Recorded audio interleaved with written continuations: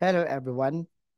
Laging nagtatanong ang mga kapwa natin pollution control officer kung ano daw ang content ng engineer's report na isasubmit sa DENR-EMB Regional Office sa pag-apply ng discharge permit. Actually, ang sagot dyan, nandun na din naman sa step number 6 ng online permitting and monitoring system. Kung titingnan mo doon sa step number 6 kung saan nag-upload ng mga requirements, nandun din naman yung kung ano ang content ng engineer's report. Sa pag-apply ng discharge permit, ang isa sa mga requirement ay ang engineer's report. At sabi dito sa step number 6 ng online permitting and monitoring system, ang engineer's report natin with at least containing the following. Number one, itong signed by PME, CHE, sanitary engineer, or accredited PCO. So kadalasan ng mga tanong ay dahil engineer's report, dapat ay engineer ang gagawa. Pwede rin itong isang accredited PCO ng isang establishment. At kung talagang hindi walang technical know-how, pwede ang isang engineer. Sa engineer's report, mas mabuti kung countersigned ng managing head.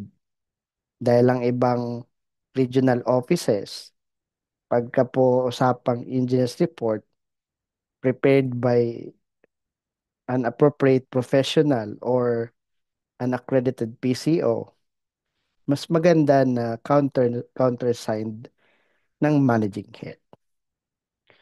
Isa din sa content ng India's report, number 2, name of project or business. At hindi dapat yan mag-iiba doon sa na-acquire na environmental compliance certificate or certificate of non-coverage. So kung ano ang nakasulat doon na name, dapat consistent sa report. Number 3 is the brief description of manufacturing process involved. Kadalasan sa mga nagsisecure ng discharge permit ay nasa industrial setting at yung kanilang wastewater, ang source of wastewater generation ay industrial. So kaya pagdating sa pag-prepare ng engineer's report, makakabuti na i-describe yung manufacturing process involved. But it is true na di lahat naman engage sa manufacturing or processing. Kaya ang iba ay hindi naman sa paggawa ng engineer's report hahanapan ng description ng manufacturing process.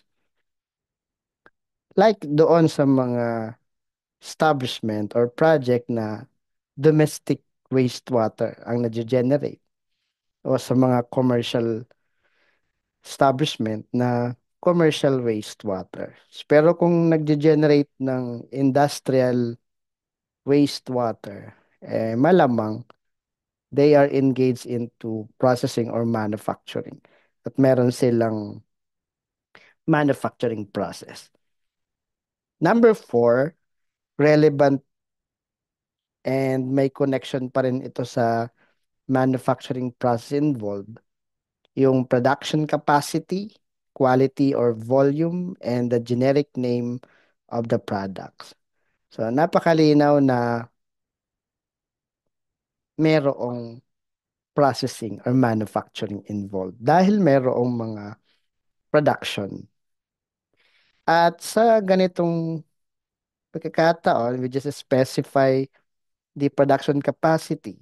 Lalong-lalo naka-reflect naman yan sa ECC or CNC,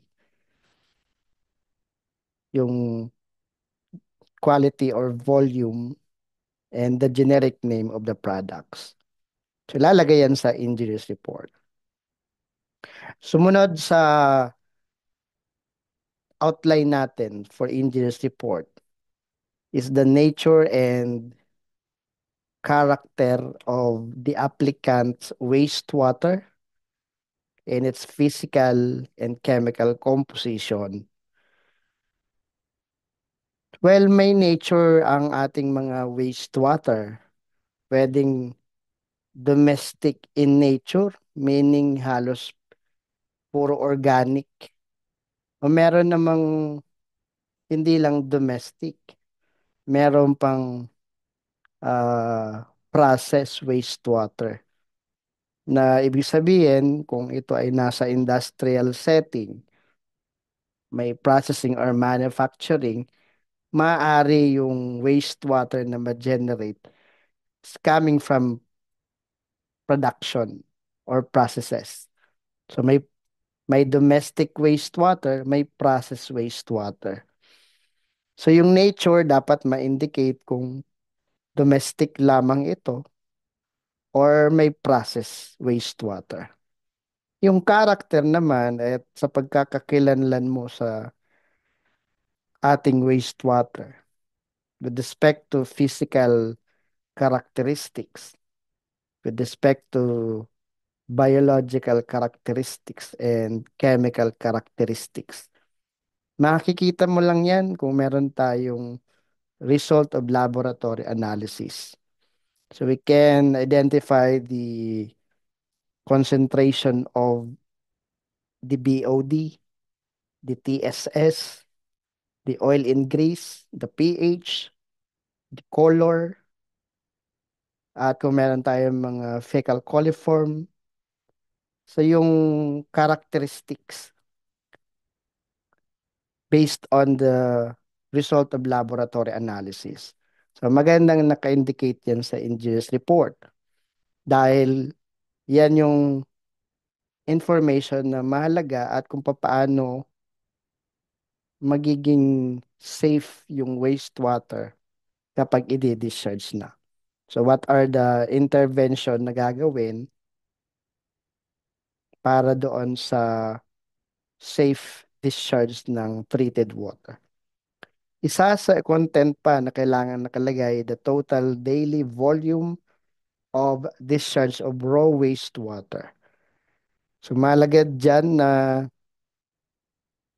merong method of measurement kung ano yung volume na papasok sa ating wastewater treatment system. Whether yan ay septic tank, oil and grease interceptor, o meron kang sewage treatment plant or wastewater treatment plant, it's important na nami-measure yung hydraulic loading, yung papasok. Kasi kaya ba yun ng ating treatment facility? So once na pumasok na yan sa ating system, so wastewater treatment system, dapat malagay sa report kung ano yung mga process involved, ano yung treatment process.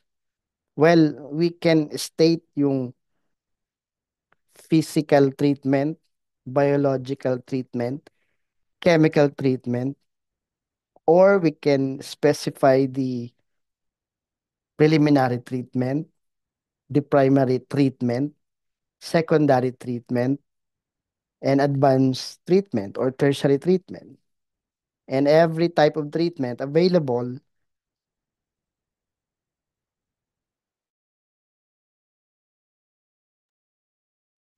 sa mga available treatment, dapat na-estimate yung efficiency removal. Like if you have the concentration of BOD, pagpasok ng treatment system, ano yung concentration ng BOD paglabas nito? The expected quality of the effluent and other discharge, and it shall meet the standard set by DNR, especially effluent standard. So mahalaga na yung engineer's report will specify the treatment process involved and the treatment efficiency para masabing na-meet yung effluent standard.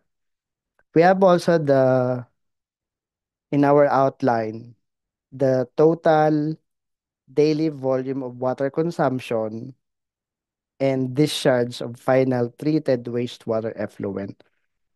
Kung mapapansin mo kasi sa isang establishment, we can consume water for different purposes. Tapos ilan na lang doon yung ititreat and then for disposal. Kaya dapat maging malinaw kung ano yung daily volume of water consumption at kung ilan yung wastewater na papasok sa ating wastewater treatment system at yung volume na lalabas dito. And of course, we have also the name of the receiving body of water and its official water classification. So maraming mga water bodies sa ating bansa. We have rivers, we have lakes, we have seas, may bay, at lahat ng yan dapat sa report ma-provide kung ano yung name ng water body at kung ano yung classification nito. Kung ito ba ay Class B, Class C, para malaman kung ano yung standard na gagamitin. Like if the river is Class C, edi yung BOD standard ay 50. At doon sa binibigay mong quality, it shall not exceed the BOD 50 milligram per liter. So yun, kaya kailangan alam din, ma-provide din sa report yung name of receiving body of water at yung official water classification. Matatagpuan mo yan sa website ng EMB, emb.gov.ph, yung mga classified water body sa buong bansa. We need also to provide information on flow measurement equipment and procedure. So kung merong available flow measuring device sa ating wastewater treatment system, anong klaseng flow measuring device to? At kung papaano nagagamit itong flow measuring equipment, lalagay natin yan sa engineer's report. Kung ito ba ay calibrated din at at kung saan natin ito pinapakalibrate. We have also the information in our report, the commitment of the owner of the project or establishment on the pollution prevention, environmental management system plan or program. So kung meron kang available treatment facility, paano mo masisiguro na it will operate in normal condition? Ano din yung paraan para masiguro na hindi magkakaroon ng implication sa quality ng tubig. So part na dyan ang maintenance sa ating environmental management system plan or program. And of course, we have also to provide the DNR ID number as a hazardous waste generator. Sa report, ini-indicate natin kung ano yung mga possible hazardous waste na pwedeng ma-generate. Pero particularly kung heavy metals. Bakit? Kasi kung meron tayong mga heavy metals that may contaminate the wastewater stream, dapat naka-incorporate sa available treatment process kung paano yun ma-eliminate o ma-reduce.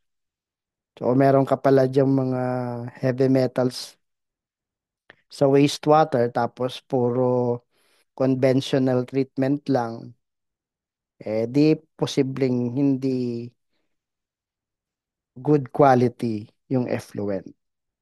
And nilalagay din dito yung cost incurred in the installation and maintenance of wastewater treatment facility. So ito po yung content ng engineer's report, and I hope may natutunan tayo kung paano ito i-prepare. At kung gusto mong natin makita kung paano yan i-present, you can watch the other videos uploaded. Hanapin nyo lang yung engineer's report for discharge permit. Yan, nakalagay na yan doon sa isang presentation.